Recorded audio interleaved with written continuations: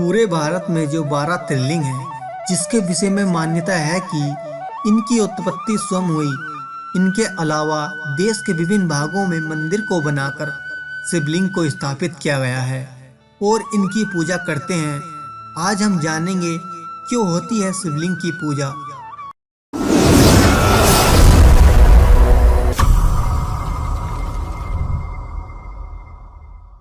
भारतीय सभ्यता एवं स्रोतों से भी ज्ञात होता है कि आदिकाल से ही शिवलिंग की पूजा करते आ रहे हैं। क्या आपको पता है कि सभी देवताओं में महादेव के लिंग की ही पूजा क्यों होती है? इस संदर्भ में अलग अलग मान्यताएं और कथाएं हैं। एक बार शिव को अपना होश नहीं रहा था और निर्वस्त्र होकर भटकने लगे। इससे ऋषियों में उन्हें श्राप दिया कि उनका लिंग कटकर गिर जाएगा और शिव का लिंग कटकर पाताल में चला गया। उससे निकलने वाली ज्योति से संसार में तबाही मचने लगी। इसके बाद भी सभी देवतागण माता देवी पार्वती के पास पहुँचे और इस समस्या के समाधान की प्रार्थना करने लगे। इसके बाद पार्वती ने शिवलिंग को धारण कर लिया और संसार को प्रलय से बचा लिया। इसके बाद ये शिवलिंग के नीचे पार्वती का भाग विराजमान रहने लगा।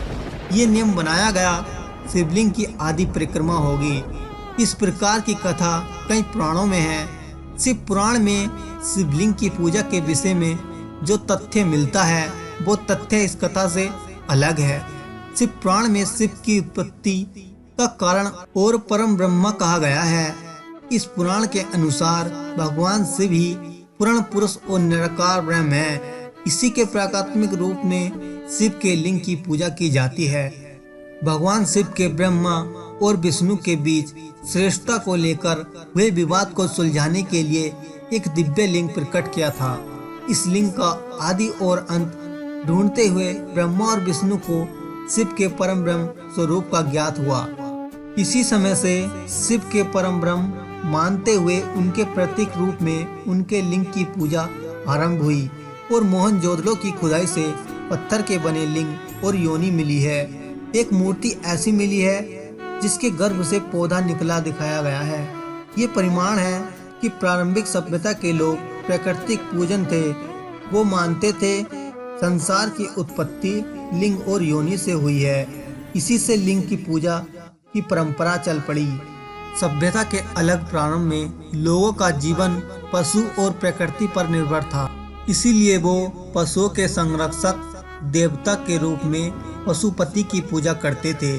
सैंध्य सभ्यता से प्राप्त एक सील पर एक 3 मुंह वाली एक पुरुष को दिखाया गया है जिसके आसपास कई पशु हैं।